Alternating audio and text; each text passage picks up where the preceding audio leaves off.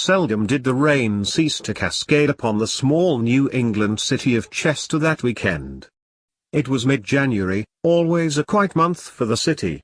Every January it seemed that the entire population of 80,000 had exhausted themselves from prior parties over the preceding holiday season.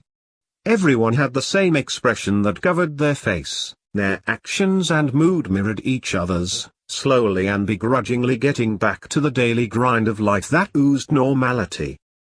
Few braved the biblical torrent that fell from the heavens that Saturday night. It was amongst that treacherous storm, in that strange halfway period that's neither Saturday night nor Sunday morning, that a group of 6 friends made their way home. They had spent the evening with their 2 other friends, welcoming them into their new home. The 8 of them you see were each romantically paired off. Dayton and Holly were the 2 who had recently moved across town to Viper Hill. Zach and Siobhan were the newest addition to the group. Still in their honeymoon phase, outrageously raunchy public displays of affection haunted their behavior like an uncontrollable phantom. Daryl and Val were the opposite of what society expected their genders to be. Val was very masculine. She would wrestle anyone who stood in her way. Daryl was more timid and prone to excessive worrying. Frank and Amelie were the stereotypical couple. Amelie was a princess, both in her eyes and in Frank's. Frank was her Prince Charming, her protector. Viper Hill sat atop the hillside to the east of downtown. It overlooked the quiet city in a silent, watchful manner. Its neatly placed apartment blocks had a full view of the city. It was in one of those modern apartments that Dayton and Holly had decided to call home.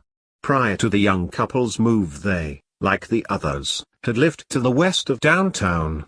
In one of the older, more cramped apartments that sat close by to the old cemetery. The others still lived in that decaying, ill-treated suburb. That evening they had all talked about how much better it would be if they were all living within the modern and more upmarket Viper Hill. Maybe one day they all would, or maybe just some of them. They hurriedly made their way across the deserted and excessively drenched street. They had to pause for a moment to let a lone car slowly splash its way across their path. They then continued across the road to where the subway sign illuminated the cold wet night. It almost seemed like a beacon, welcoming them to a dry and safe haven. Rather than a beacon, however, they should have seen the sign as a lighthouse, warning them to stay away from treacherous rocks. Hindsight, life's cruelest vision. It seems we spend our lives looking through the cold dark spectacles of hindsight. They joyfully walked into the yawning mouth-like entrance of the subway station. A large black iron frame archway loomed over top. In metal letters the name Viper Hill Station clung to its 1920s-styled frame like a wet black cat clinging for its life above an undesired bath. Either side of the iron archway were the illuminated subway signs, again encased in a 1920s black ironclad frame. Their laughter echoed around them as they carefully placed one foot after another upon the wet steps that led downwards into the depths of the station. As they reached the bottom they could see the station platform directly past the turnstiles. They then noticed that they were no longer alone. They had quietened down as they swiped their tickets and made their way onto the cold platform. A strong constant breeze was blowing through the tunnel, enough to send shivers down the spine of Amelie. She shuddered and Frank responded by silently placing his arms around her from behind, slowly rubbing her forearms to help combat the sudden coldness she had felt. The entire place reeked of damp festering mold and stagnant water. On the platform, to their right, sat a wet and dirty-looking man who was constantly looking at his feet. Sat casually beside him was a large oversized rucksack, the kind that one would take on a hiking trip, hardly the standard commuter's bag. The bag was just as dirty and wet as he was. His long black matted hair clung to his scalp and face. It scraggily ran down the back of his neck and stuck onto his green army-styled coat. He was clearly not a military man, however, maybe a veteran, but maybe not. He seemed only to be in his mid-20s. His general untidiness also failed to give the impression of someone who was once, or still was, in the army. His presence within the station clearly unnerved the three girls. There was just something about him, something odd. Contrastingly, sat upon a bench to the group's left was a middle-aged man. As wet as though he might have been, he still seemed to look neat. His business suit still looking freshly pressed. His shoes still shined, from the rain that had soaked them but also from fresh boot polish. His head stayed straight, looking forward whilst clutching a large closed umbrella. He wouldn't have seemed so out of place had they'd been waiting on the platform Monday morning. But what struck his whole presence there as odd was that fact that it was 12:30 Sunday morning. Though I suppose it's always in that weird stage of limbo between morning and night that all manner of strange creatures venture out of the tunnels whence they resided. Their wait within the semi-deserted subway catacomb was brief. Within a few minutes of their uneasy wait on the platform a small roar echoed out of the tunnel and repeatedly bounced off all the damp-tilled walls of the station. No sooner had that animalesque roar bellowed out of the black tunnel than a small piercing set of headlights creeped around the corner. They illuminated the blackened brick tunnel around them before breaching the entrance to the station. The snake-like train slowly hissed its way out of its burrow. It ran along the side of the platform before squealing to a stop like a pig just before a slaughterous hand executes its final command. Amelie once again felt the cold breath of the tunnel's rushing breeze upon her neck.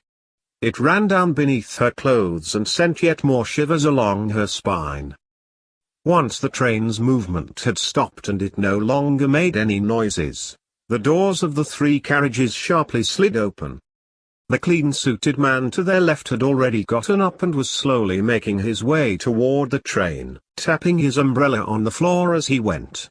Each time the steel point hit against the cold damp floor, small droplets of water fell from the black canvas of the rolled-up umbrella, crashing down and adding to the floor's ever-increasing dampness.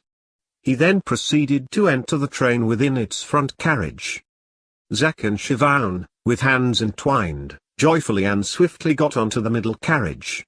They were whispering and giggling in their usual fashion as they boarded. Frank gave Amelie one last squeeze from behind and then removed his hands from her arms. They then proceeded to enter the train and sat on the seats opposite to where Zack and Siobhan had sprawled out. Zack was facing forward and Siobhan was twisted, her legs laid upon Zack's thighs and his hands were slowly and seductively rubbing along her legs. Daryl and Val were right behind Frank and Amelie. However, just as Val placed her right hand onto the cold metal rail and put one foot onto the carriage, she noticed something. Just out the corner of her eye, she saw the untidy man with the green jacket and rucksack about to board their carriage on the far end, but she also noticed something else. A dark shadowy figure, their hood was up but it was defiantly another person boarding the train on the last carriage. She paused what she was doing and turned her head to get a better view, but there was nothing to see. Nothing but the scraggly guy who, it seemed, also saw this shadow. He too had paused boarding the train and was looking in the direction of the last carriage. His head then turned towards Val. He noticed her looking that way also, a strange sinister look then proceeded to encompass his face. The look unnerved Val. It was a strange concoction of pleasure and worriment. A half-eaten smile mixed with an anxious look in his eyes. Val quickly turned and continued to get on the train. "What's up?" Daryl asked, noticing her nervous glances towards the end carriage. "Nothing," she immediately replied, but then she paused whilst holding onto the pole that stood in the center of the carriage. She looked down to the last carriage. All the three carriages were separate but had interconnecting doors. The center of the doors were dominated by a large plain glass window. She stood there for a moment, looking downwards, through the glass and into the last carriage. Her eyes only saw an empty carriage filled with empty seats, no shadowy figure, nothing. She then sat next to Daryl, who had already placed himself next to Frank, just as she did the dirty-looking man with the rucksack got onto their carriage. He quickly made his way past the group and sat down on the opposite end of the carriage to which he had gotten on. A vile smell seemed to slowly follow his movement. It was a horrendous blend of sweat, wet dog and cigarettes. Siobhan had the weakest gag reflex of the group. Once the repugnant stench had violated just about every corner of her nostrils, she could no longer hide her disgust. Both hands rose up and cupped both her nose and her mouth. Noticing what Siobhan was doing, the rest of the group promptly forgot their own discomfort with the smell and began giggling at her. The doors slowly hissed shut, and with it came the slow jolts that signaled the train's departure from the station. Within moments the train was engulfed in cold darkness, the lights on board flickered and returned to their previous illuminating state. They were now deep within the labyrinth of subway tunnels that sprawled out beneath the city like many electrified tentacles latching onto every crevasse that they could reach. A single voice then entered the carriage. "This is a Red Line train to Westchester, the next stop will be Howard's Gate." It was the generic electronic woman's voice that was heard throughout the city's transport network. The voice seemed terribly unhuman. Not an ounce of emotion weighted down any of her words. They were spoken with cold-blooded conviction. A momentary silence became upon the group. It was then broken by Frank's slow tone. "Not too bad. Only 30 stops to go after this one." Again another silent pause. Since leaving the station, a strange eerie air had filled the carriage and smothered its passengers. All were quiet. Even Zack and Siobhan were abnormally subdued. Perhaps it was the presence of the strange dirty man, or perhaps the presence of someone entirely different. Whatever it was, Frank was determined to expel its presence from the group. "Do you know why it's called Howard's Gate?" he asked to rest if the group. Surprised by this sudden opening of a conversation topic, the rest of the group's minds seemed to awaken and become more alert. "Something from the colonial times I once heard," replied Darrell. "Yea, but something of a sinister legend apparently," Frank continued.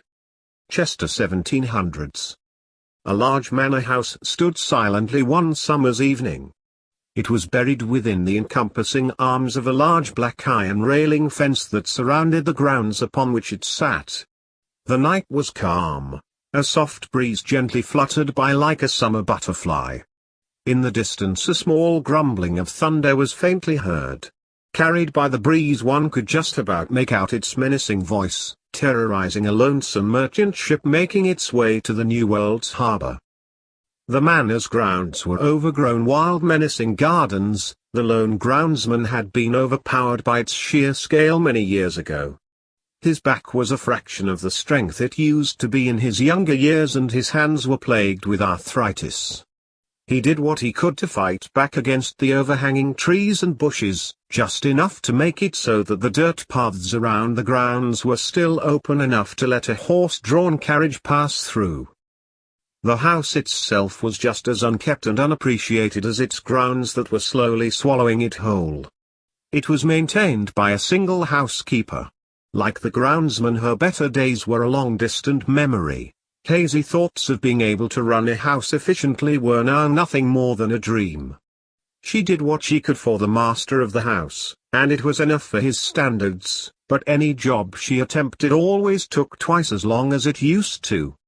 They say home is where the heat is. One shudders to think what kind of heart would dwell in such a home as this. As for the master, he was the rich owner of a shipping company. Owning, however, was all that he did. The company was managed by his only son, as he had unofficially retired after the sudden and questionable death of his wife. The master was one Howard Phillips, and he was looked after by his manservant, Hester Talbot. Hester was around half the age of his master, however he was also around half the intelligence of his master. On the night in question, Hester found himself being awoken from his peaceful slumber by a single large thumping noise that seemed to shake the very foundations of hell. He arose with great haste, swung both legs from out of his heavy cotton blankets and slipped his feet into a pair of cold slippers. He made his way out of his bedchamber and across the landing. Placing both hands upon the wooden banister that overlooked the main entrance downstairs, he paused, slowly surveying the area until his bleary eyes spied upon the open door to the cellar. Light was coming out of the opening and slicing the darkness. He was puzzled. For all the years he had worked for Mr. Phillips, not once did he ever recall that door ever being unlocked. He stood there watching the opening for a few moments. Faint echoing rumbles of thunder were the only audible sound that reached his ears. He began to make his way down the red-carpeted staircase, his eyes firmly fixed onto the mysterious open door. As the staircase creaked and moaned underneath the slender man's weight, a loud knocking sound pinned him to the spot. He stood there, listening. Bang! Another knock shook the front of the house. He removed his gaze from the cellar door and instead fixated it upon the grand entrance door. Another bang made him jump so much that he almost lost a footing on the stairs and would surely have gone crashing down to a violent demise upon the wooden entrance floor. He grabbed the banister and stabilized himself. He then noticed what demon was causing the sudden banging. The wind outside had picked up, gaining pace from the impending storm moving inwards from the sea. It was this sudden unholy gush of wind that had thrust a loose window shutter and proceeded to knock it against the side of the timber house. With knowledge that it was only the spirit of the elements that was causing the noise, his focus then shifted onto the real mystery of the night. What was happening in the cellar? Once at ground level, he cautiously walked to the cellar door that stood beneath the wooden paneled staircase. He eased the door open and peered downwards. The door led on to a narrow set of wooden stairs that ended at the bottom with a small wooden landing and another door. This door too was slightly open and flickering rays of candlelight escaped from the opening along with the mumbling voice of Master Phillips. Curiosity was rampant throughout Talbot's mind. He was the cat, it seemed. A clever man knows only too well what happens when curiosity gets the better of the cat. However, Talbot was not a clever man, and so he slowly and quietly made his way down the dark stair passage. He reached the bottom and, without moving the door, spied into the cellar room. He could see Master Phillips pacing around in a circle. He seemed to be in deep conversation with someone.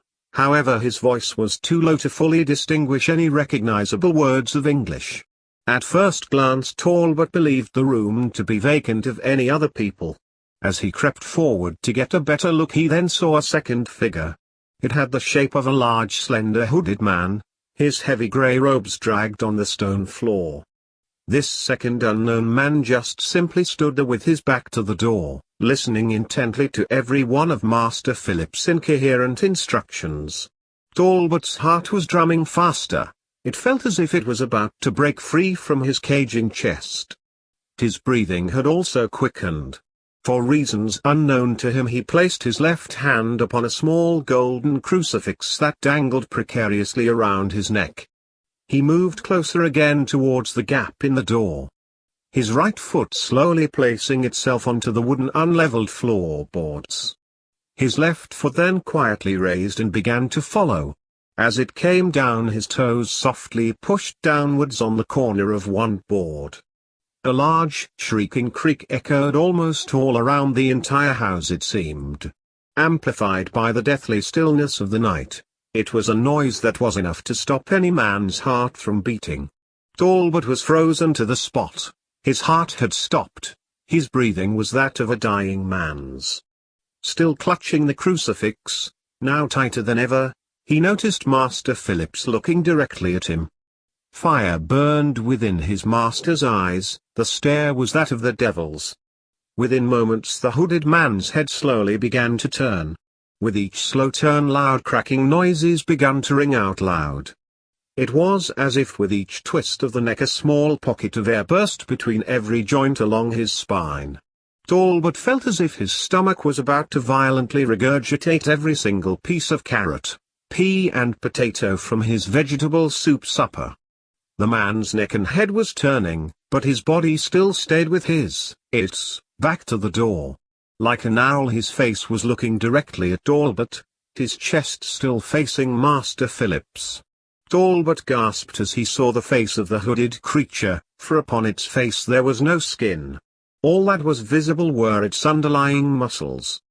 Its teeth protruded outwards and were covered in some form of salvia mixed with the blood from some of its ruptured veins. Within his eye sockets there sat no eyes, nothing but deep eternal darkness so horrifying that no spark of light dared to enter within. Unlit with these dark empty sockets, he felt such heat, such penetrating vision, his mind, body and very soul were being watched, scanned and analyzed. He felt so helpless, as if he was a condemned man being watched by both the judge and the executioner. He felt shackled and pinned to the spot. He couldn't even move when the terrifying hooded creature screamed in such a high-pitched tone and ran full speed towards the spot where his trembling feet stood. All the villagers heard were piercing screams followed by a grand roar of fire as the manor burst into flames. Once the fire was out, only one body was discovered, alive. It was the body of Talbot, badly burned and disfigured but alive nonetheless. After that night the words that he spoke were only the things of nightmares. Wild delusions of skinless demons and portals to hell was what the sanatorium doctors called them. However, these wild delusions soon found their way back to the folk of Chester. These wild delusions soon turned into ghost stories and frightening local legends. Old Master Phillips was a devil worship, they'd say. Old Master Howard Phillips opened a gate to hell. Thus the name of the area around the demolished manor house was named Howard's Gate. By the time Frank had told the group his ghost story, the train was stopping at the next station and the doors silently eased open onto the deserted platform. A rush of new air escaped from the station and filled the carriage. Deathly silence surrounded them. The only audible noise came from the soft humming from the train. The silence was so captivating that it bred more silence. Everyone seemed too afraid to cough or even breathe too loudly for fear of breaking the harmonizing noise of nothingness. The doors lingered open for a while longer, the silence continued for a while longer, the group's overall uneasiness grew for a while longer. Just before the silence became too deafening, a loud and violent bang erupted from the window facing the platform. The entire group jumped and shuddered. The odd gasp and shriek escaped from some of their mouths. It was after the initial scare that Amelie first saw the devilish culprit that gave birth to the menacing sound. Dangling from a piece of cord outside their carriage were two strange dolls. The dolls were similar to that of a traditional Amish doll in that their faces were vacant of any facial features. No eyes, no nose, no mouth. Not a single identifiable mark graced those pale-skinned blank heads of theirs. The two were bound together by a piece of brown cord, similar to the type that would be used to entwine a parcel with. They were connected to the waist by another cord, going from their waist rose upwards towards the roof of the train. It was as if someone had thrown the dolls from atop of the carriage, allowed them to swing around and then hammer against the window with tremendous force. A sudden infectious feeling of fear warped its icy hands around her heart, constricting it so much that every heartbeat was a painful struggle. For the terrifying detail that she had noticed upon the doll was enough to stop even the healthiest hearts from operating in a normal fashion. As they swung in a hypnotic motion from side to side, Amelie noticed that one of the dolls had the same purple crop top and dark blue jeans as she had on beneath her thick black coat. Amelie grabbed Frank's hand and squeezed it tightly. For a second, painfully terrifying realization sliced through her body. The second doll that was tied to hers was wearing the same clothes as he was. The dangling in front of them upon the outside of the train were two faceless dolls dressed as they were that very moment. Frank immediately began to move toward the door. Amelie's hand still clasped his and stretched outward in a half-hearted attempt to keep him beside her. He continued to move. She could no longer speak, nor could she delve within herself and grasp any last lingering strength that she might have had to pull against him and keep him within the safety of the carriage. She followed him, still hand in hand, off of the train and onto the silent, empty platform. They turned and looked upwards to see if anyone, or anything, was still standing on the top of the train. An empty roof only greeted their eyes. They followed the twine downwards until their eyes once again cast upon the two dolls. Their swinging motion was almost at an end. Just before the last swing had swung, a loud noise echoed around the platform and caused Amelie to break her silence and gasp the word "wait." To the dismay of both, the doors to the train squealed shut. The sudden noise of the train pulling away from the platform rang into their ears. The shocked look on the faces of the rest of the group burned into their eyes. They were now all alone, in Howard's Gate. Within seconds of the train leaving the platform and plunging itself into the echoing tunnel, the carriage jolted forward violently, then continued like normal. To the group it felt as if the emergency brakes had been applied with haste, followed only by their immediate release and instant acceleration. No sooner had the confusion and worriment begun to fall away than a bright flash blinded the carriage. Its bright blue heavenly aura almost seemed calming. The encapsulating light was followed by a contrasting loud and violent jolt, as if the train had slammed into something hard, stationary and hellish. The movement was joined with a loud bang, just as violent and just as hellish. Darrell and Val were thrown to the floor whilst the others grabbed onto the armrests of their chairs to keep them within the seat. The train juddered forward one more time, a lot less violent than the first, then came to a complete and silent stop. The lights within the carriage flicked but remained on, illuminating their freighted faces within the stationary carriage. They were all frozen to the spot. The ensuing minutes after the train's demise within the tunnel was filled with uncomfortable silences and awkward pleasantries. Moments after the sudden stop, the clean-suited man had entered their carriage and politely asked if everyone was all right. No such question was asked by the scruffy man. To which everyone responded with a simple yes, thank you. Once small talk was over and it was certain that everyone on board the train was in good health, Zack casually walked over to the small red emergency telephone. He wrapped his fingers around the handset and placed it to his ear. He paused momentarily. The rest of the group listened intently to see if they could hear anything. "Hello, Zack," Sammy shouted down the phone. A few minutes went by with the silence broken by Zack's occasional calls for help, but no response came. Zack finally placed the phone back in its original holding place, then he too sat in his original spot next to Sivan. As Zack sat down, a worried question was asked by Darrell. "Well, what next?" "We just have to wait," responded the man in the suit. "The whole transport system is organized by computers, so somewhere in some control room a light is going off telling an engineer that this train is not working." I guess was the response from most of the passengers. It seemed his rational reason for waiting subdued most of them. A few more minutes went by when suddenly Zack and Sivan had decided enough was enough. Their deep burning passion had been relit. For some unknown reason, whatever feelings that had previously subdued their honeymoon love were now gone. They were back to their usual wild and uncontrollable passionate selves.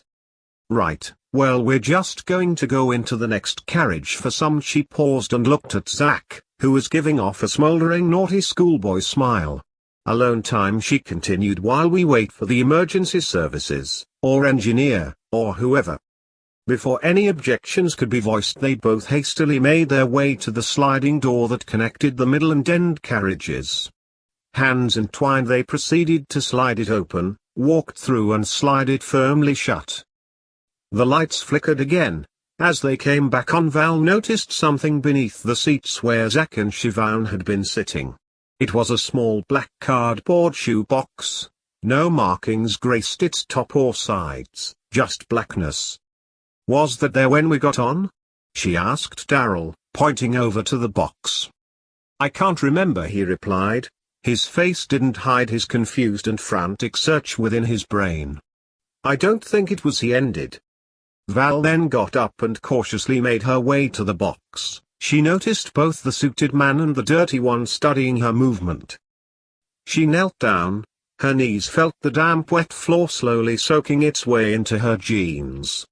She leaned underneath the seat and pulled the box out from its hiding spot. All Daryl could see was her back hunched over as she opened the lid of the box. Her body blocked his vision from seeing inside, but his ears soon heard her horrified words. "Daryl, quick look at this!" she shouted. He quickly moved over to where she was still kneeling and saw her holding two faceless dolls. These dolls were dressed in the same clothes as Zack and Siobhan. The real terrifying aspect of these dolls, however, was that their faceless heads were so severely severed from their bodies that only a small amount of material was keeping their heads attached. Their heads flapped back and forth like a small scab flapping off of its host's body. She dropped the dolls and ran over to the door of the last carriage. Her attempts to open it were in vain. It was either stuck, or locked. "Come help me get this open," she called over. All three of the men jogged over to the door. All three of them tried to slide the door open and all three of them failed. Once they had stopped trying to open the door, Val noticed a hooded figure standing at the end of the carriage. The hooded figure stood there, watching Zack and Siobhan passionately kissing in the middle seats of the carriage. He held a large ceremonial-styled knife. Fists then frantically banged against the glass. Lungs burst with loud terrified screams. The entire carriage was alive with extreme noise and movement. Annette in the other carriage, calm romantic gestures. It was almost as if they were encased in a soundproofed bubble. A bubble that was theirs and theirs alone. Their love was motion array and all else around them was frozen. The bubble, however, was about to burst, pieced by the hooded figure who was now almost on top of the young couple. His knife raised with a firm clasp. His other hand then proceeded to swiftly grab Siobhan's ponytail. With a scream, her head was thrusted backwards so that her eyes locked onto his. She saw the face of her attacker. The group was sure of this as she let out another horrified scream. Zack was frozen to the spot. Fear, it seemed, had placed its hands upon his shoulders and refused to let him move. He was forced to watch as the girl, who he adored with all his heart and soul, had her throat slowly slit. As the cold metal blade carved its way around her neck, her screams slowly turned into an inaudible mix of gargling and choking noises. Blood began pumping out from the open incision. A small amount of blood was pulsated so vigorously that it shot straight past the wound and entered the back of her mouth, drawled down the sides of her cheeks and escaped onto the floor beneath her. Once she had gargled her last cry for help and twitched her leg one last time, the hooded figure calmly threw her body to the ground, discarding the young girl as a simple piece of cast-off meat, freshly slaughtered, and allowing her body to drain fully of all of life's precious fluids. He then placed his thumb into the middle of Zack's forehead, right in between his gaping and weeping eyes. His index finger was placed at the top, right where Zack's thick dark hairline began.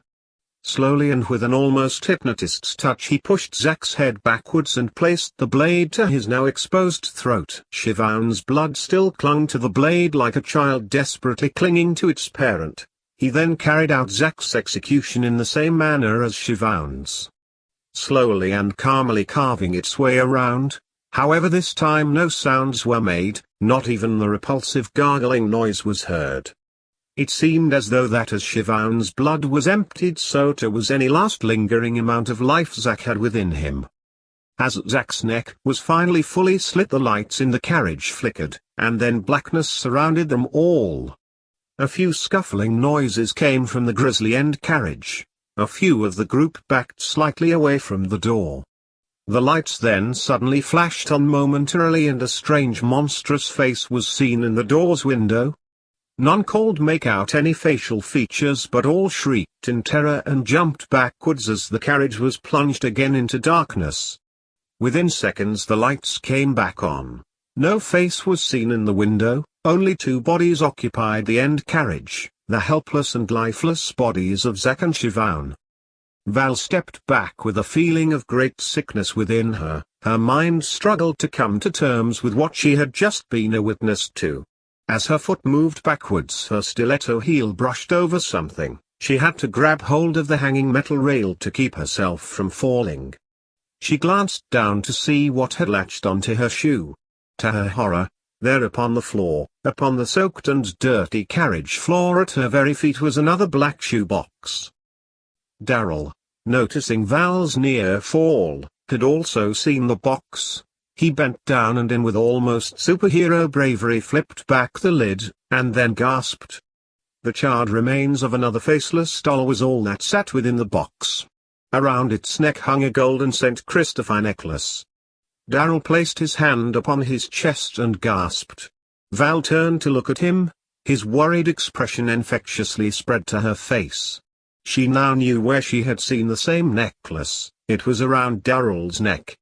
Frantically scrambling and clawing at his polo shirt's neckline, he could no longer feel any chain. It was gone.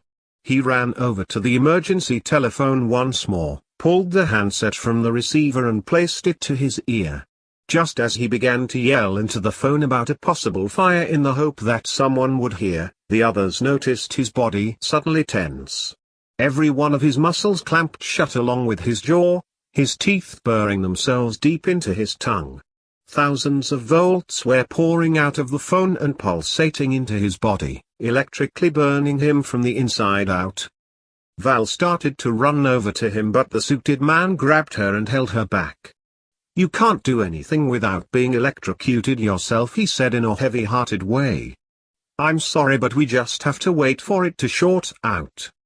She collapsed to the floor, knowing that the words he had spoken were the unfortunate truth. Tears poured from her eyes as she laid in a ball by his feet. A loud bang brought her head back up. It must have been the sound of the phone dropping to the floor, she thought. But she was unable to know that for sure, as once again the lights flickered off and darkness encased them all.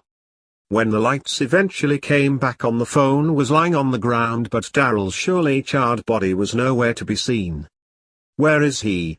sobbed Val. "Where is he, you bastard?" Her head collapsed once again into her hands as she could no longer control her emotions. Her mind was dominated by fear, abandonment and sorrow.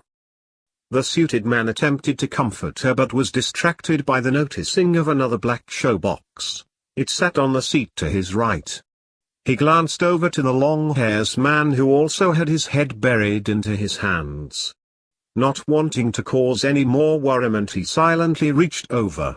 With one hand still rubbing Val's back, his other hand flicked the lid of the box. Cautiously he pulled the box towards him and chanced in.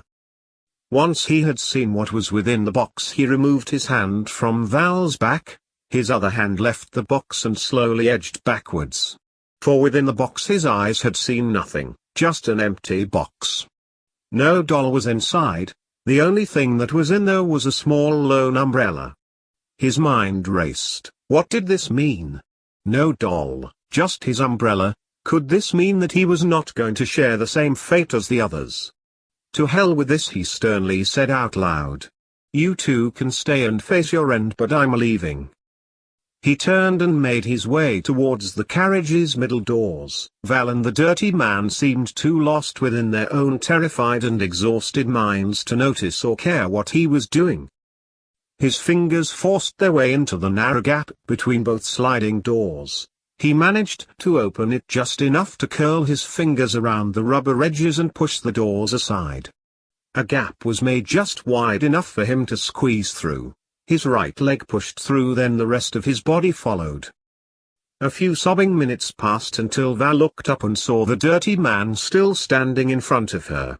Upon his face there was not a single spit of emotion. Not 1 ounce of human compassion was felt as she looked into his dark, lifeless eyes. A blind rage engulfed and swirled within her mind. All she could feel was hatred towards the scruffy, dirty man who stood in front of her. She leapt forward screaming, "You have something to do with this, I know you do." She lunged and grabbed his rucksack, pulled the zip across with so much force that the zip almost tripped off of the end. Her frantic search ended within seconds. She froze. Her eyes slowly moved upwards, then so too did her head. She looked deep into his eyes and pulled from the bag a faceless doll. The doll was wrapped in a plastic bag, only its head was visibly poking out of the top. Pierced through both the bag and the doll was a small toy knife, identical to the one the hooded figure had demonically used upon Zack and Sivan. "I've got no idea why or how that's in there," the dirty man confessed, raising both his hands in a gesture of total innocence. Val didn't respond, instead she just lowered the doll, still penetrating his eyes with hers, and raised her other hand, holding the sacrificial knife. Again she said nothing, her eyes just fixated upon his. Again he raised his hands and confessed pure blinding innocence. Again she ignored him. In an almost dreamlike state she got to her feet, still clutching the knife with a deadly grasp. Fire was within her. Her heart could feel a torrent of lava spilling out and gushing through every vein within her. She made her way slowly to where he was standing. His eyes filled with fear as he put both his hands in front of him and back away towards the end of the carriage. He turned his head to see the connecting door behind him, realized he was now cornered. He decided to act quickly. He rushed towards her hoping his overwhelming size would be enough to overpower her. As he leapt forward, Val threw her empty hand upwards and attempted to claw at his dirty, scruffy face with her blood-red nails. He raised both his hands in an attempt to prevent her slender fingers from penetrating his eyeballs. As he did this, they both stumbled and fell to the floor, Val's hands still attempting to gouge and the man's hands still attempting to prevent her. The moment both bodies hit the carriage floor, Val then swung the knife around and plunged it into the man's side. The man screamed in pain as Val withdrew the knife and again plunged it into him. She repeated this action multiple times. The sound of steel tearing through soft flesh was all that engulfed her ears, the splattering of blood upon her arms and face was all that she could feel. The man's screams were never heard, although the oxygen soon left his lungs and in a matter of minutes was no longer replaced. He was now dead, and Val, finally realizing this, disengaged from her age-filled bloodlust dream and re-entered reality. She dropped the knife and slowly slid herself backwards, away from the man's body. A trail of blood smeared its way behind her as she moved. Tears had begun to form in her eyes and exhaustion took over. She broke down in an uncontrollable fit of emotions. Once a few minutes had passed, she slowly gathered her thoughts. Opening her eyes, she saw the plastic bag that contained the doll that she found in the man's rucksack. She found herself compelled to open the bag. She wasn't sure what was drawing her to it. It felt like a gravitational pull, like a magnet drawn to its polar opposite. Still sitting on the floor, she slid across and grabbed the bag. Her blood-soaked fingers dug into the plastic and ripped it open. She froze, for what laid within the bag was not a faceless doll wearing the clothes she had on.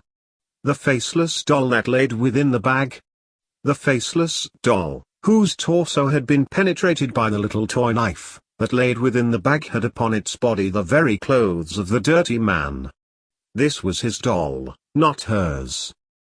She dropped the doll and looked upwards, almost as if seeking an angel or asking for the heavens to proceed with some form of answer that could somehow make sense of all these events. No answer came and no angel descended. However, she was no longer alone. Peering through the connecting carriage door was the hooded figure from before. She didn't notice him at first, but when she did, all heat swiftly exited her body and she was left a shivering carcass within an abattoir, being spied upon by the butcher. The door slowly eased open and then everything went black.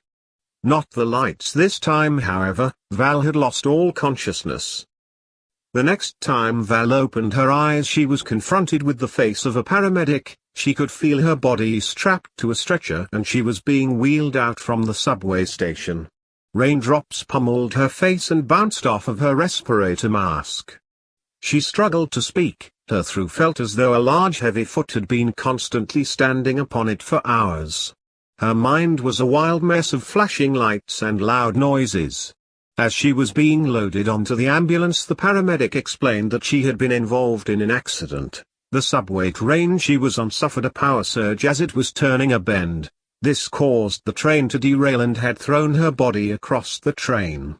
Her ears heard the words unnate, her mind struggled to take them in. She struggled to remember what had happened, but all she could remember was Howard's Gate and then a flash, nothing more. 2 weeks later Val, who had now learnt that she was the sole survivor of that tragic accident, still struggled to remember much from that night. She spent many a restless night in her hospital bed struggling to piece everything together until one night she became so exhausted that she entered the most deepest of sleeps in which a frightening figure was placed before her. She was within a dark room, a strange hooded figure sat cross-legged in the middle. He looked up and saw Val standing in front of him. Calmly his hands rose upwards and pulled the hood down. His head was skinless, his eye sockets were eyeless, his mouth was lipless. Val took a slight step backwards. As she did, one of his hands moved across his mouth, almost singling a shush motion. His other hand then pointed downwards to a little toy hospital bed. Within it laid a small faceless doll dressed in a hospital gown.